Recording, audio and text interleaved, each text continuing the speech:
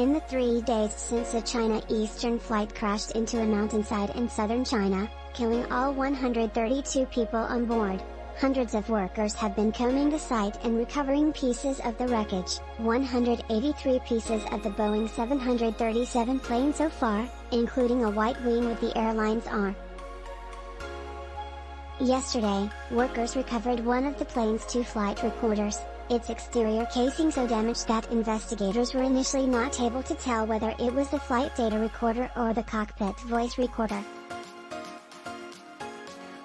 They now believe it to be the cockpit voice recorder, with its interior orange cylinder relatively intact.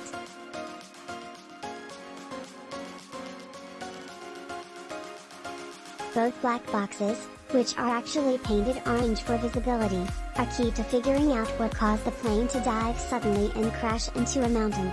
Both recorders are central to the puzzle, says Mark Beyer, CEO of Aviation Manuals, a leading provider of aviation development manuals. The CVR might give more information on whether there was a human involvement or if the accident was human error related, whereas the FDR could give better insights into whether something on the aircraft might have malfunctioned. FDR's record about 88 different points of data, everything from outside air temperature, to airspeed to altitude and heading. I would almost say the FDR might be more useful in this case because the crew was unresponsive to radio calls, he says, noting that an air traffic controller got no reply.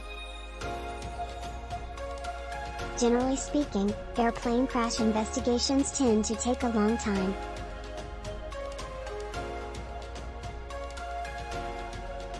Indeed, the cause may not be determined for 12 to 18 months after the accident, according to the website of the National Transportation Safety Board, NTSB, the independent agency that investigates civil aviation incidents within the U.S. If investigators recover the second black box, the public.